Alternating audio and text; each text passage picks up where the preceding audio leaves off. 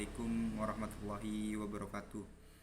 Alhamdulillah, alhamdulillahirabbil alamin wa bihi nasta'in wa ala umuri dunya waddin. Wassalatu wassalamu ala asrofil anbiya'i wal mursalin wa ala alihi washabihi ajmain. Amma ba'd. Eh, yakni saya Muhammad Fikri Ramadan. Halo everyone. Saya akan menjelaskan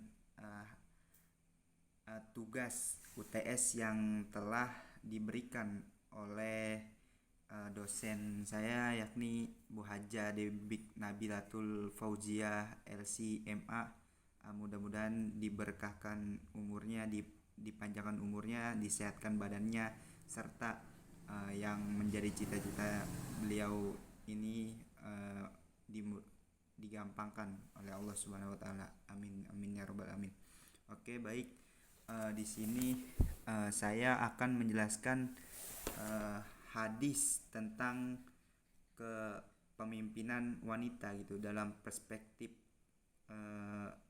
tentunya dengan pendapat ulama, serta yang mana pro dan kontra tertentu gitu dengan ulama-ulama tertentu gitu, yakni yang bunyinya Haddasana Usman bin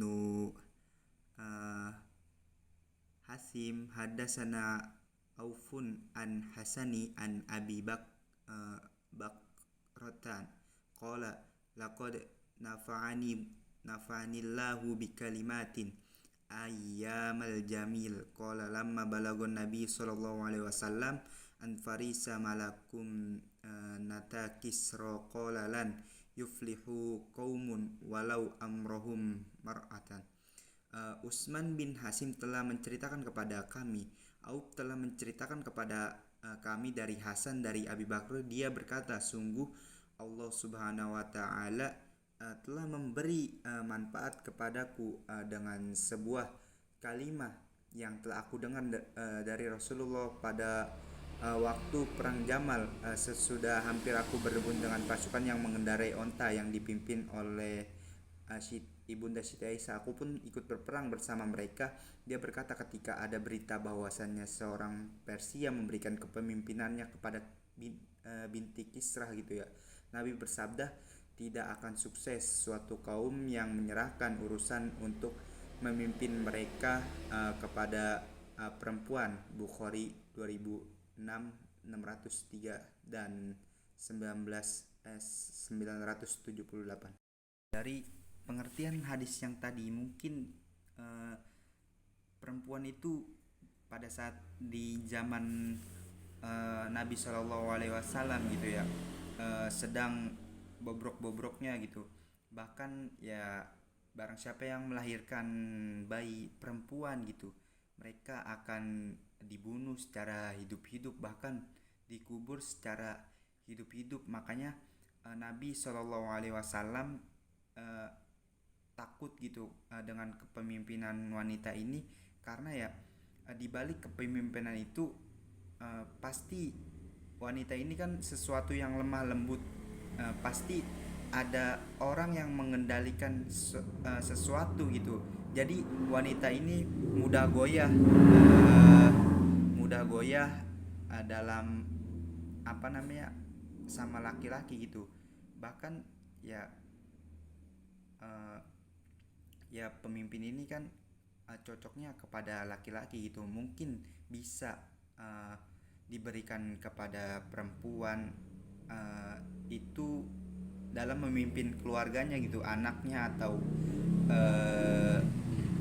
ya yang lain-lainnya gitu. Tetapi dalam kepemimpinan memimpin kayak suatu kerajaan gitu, saya rasa itu bukan suatu yang tepat untuk kepemimpinan perempuan, karena seseorang laki-laki ataupun yang lainnya bisa mempengaruhi seseorang perempuan tersebut gitu, dibanding dengan sifat laki-laki yang memang Allah berikan dengan jiwa kepemimpinan tersebut gitu, bahkan tidak bisa diubah-ubah gitu ya. Yang intinya laki-laki itu ya memang harus kuat gitu, pemimpin itu bukan uh, diberikan kepada seorang perempuan gitu di dalam perspektif hadis ini. Hadis ini pula uh, terdapat dua golongan gitu uh, dalam memahami hadis tentang kepemimpinan gitu. Golongan tersebut ada golongan tekstual, tidak boleh perempuan menjadi pemimpin gitu kan. Argumentasinya bahwa laki-laki diberi kelebihan atas perempuan khususnya gitu dalam akal atau pengetahuan al-aql, atau ketegasan gitu, tekadnya yang kuat tadi kan yang sudah saya omongkan, kekuatan fisik gitu, al-qudro dan keberanian gitu. Dan semua ini gitu umumnya kan sedikit dimiliki oleh perempuan gitu. Kedua golongan tekstual general perempuan ini dibolehkan menjadi pemimpin gitu kan, asalkan berkualitas gitu, kapabilitas serta memiliki potensi gitu kan dari bidang-bidang tersebut gitu kan. Nabi Muhammad SAW di hadis juga uh, uh, mengucap gitu ya, di atas karena saat itu kepemimpinan perempuan belum dikenal luas gitu kan, dan keberadaan perempuan gitu masih minim gitu di zaman Rasulullah SAW gitu, masih dimarginalkan lah ibarat katakan, nggak dihargain gitu, tidak dihormati gitu. Berbeda dengan sekarang gitu, perempuan sudah diakui haknya kan, perempuan sudah dihargai, maka mereka juga memiliki wewenang gitu untuk kepemimpinan gitu kan. Ada menurut pandangan ulama gitu terkait kepemimpinan wanita gitu kan. Mayoritas ulama memahami hadis tersebut secara tekstual. Mereka berpendapat bahwa berdasarkan petunjuk hadis tersebut, pengangkatan perempuan menjadi kepala negara, hakim, pengadilan dan berbagai jabatan yang setara dengannya dilarang gitu menurut syara.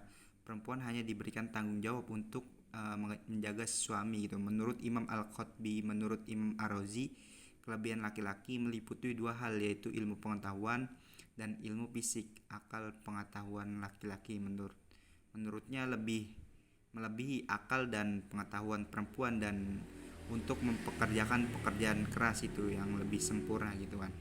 Ya, adapun nilai yang bisa nilai yang bisa kita petik gitu ya dari uh, hadis di atas, ialah dari perspektif hadis tersebut gitu ya, dalam kepemimpinan wanita gitu ya. uh, Kesempurnaan iman gitu kan menekankan bahwasannya kepemimpinan seorang wanita gitu tidak mengurangi kesempurnaan iman gitu kan. Intinya kan iman kita kan ya tidak berpengaruh gitu kan di dalam iman kita gitu, mau laki ataupun wanita gitu kan. Akan tetapi kualitas pemimpin gitu kan menyoroti bahwa seorang wanita juga kan dapat memiliki kualitas yang baik dan efektif gitu kan. Ya wanita juga kan harus berambil lah gitu kan dari posisi ya yang pada saat masa zaman Rasulullah sedang bobrok-bobrok kan, sekarang kan bisa lah gitu kan ya, khususnya kan bisa di dalam keterampilan gitu kan, menggarisi bahwasannya pentingnya gitu kepemimpinan dan memanfaatkan dalam berbagai bidang gitu kan. Ya kalau seorang wanita ini pintar, memiliki ilmu yang luas kan, apa namanya ya, ilok nggak boleh gitu kan menjadi seorang pemimpin gitu kan. Ya pastilah gitu kan ya, intinya gitu kan. uh, tapi semua itu dibatasi gitu kan, bukan perempuan nggak boleh gitu menjadi pemimpin gitu kan. Bahkan ibunda Siti Hawa saja gitu kan diciptakan dari tulang rusuknya Nabi Adam gitu kan. Ya di situ disimpulkan bahwasannya kan memang lelaki yang harus menjadi pemimpin gitu buat wanita gitu kan, bukan wanita yang lelaki yang mengikuti wanita itu salah gitu kan. Ya yang kalaupun ada gitu seorang pemimpin wanita gitu kan, ya itu mah nggak apa-apa sih, fair-fair aja, tetapi jangan mengambil semuanya gitu, mengambil keputusan juga gitu di dalam mengambil sebuah kepemimpinan perempuan gitu kan. Ya yang mana ya tadi kan sudah dijelaskan, lelaki itu kan kuat ataupun dengan fisiknya gitu kan, bahkan rohaninya gitu kan. Kalaupun wanita diberikan tugas yang berat nantinya gitu kepada kepemimpinan eh, lain gitu kan, eh, apakah mereka sanggup gitu kan dengan fisiknya gitu, dengan diganggu mentalnya oleh ya masyarakat yang ada gitu, ataupun eh, tentunya ya oleh orang-orang di sekitarnya gitu kan, yang bisa membuat pemikiran dia kan lemah gitu kan. Eh, saya rasa kepemimpinan ini lebih cocok dibanding kepemimpinan ini lebih cocok oleh laki-laki gitu. Kalau buat perempuan ya mungkin bisa gitu kan, ya tetapi kita mencari perempuan yang seperti apa yang cocok untuk dijadikan seorang pemimpin. Menurut saya sih begitu. Ya lelaki, lebih tepatnya untuk lelaki gitu kan. Perempuan ini nomor dua gitu kan. Ya saya rasa cukup sih buat eh, apa namanya, bagaimana perspektif hadis dalam kepemimpinan perempuan gitu. Saya rasa begitu sih, yang nilai yang kita ambil dalam perspektif perempuan tersebut dalam hadis. Oke, saya rasa cukup. Wabillahi taufiq wal hidayah. Wassalamualaikum warahmatullahi wabarakatuh.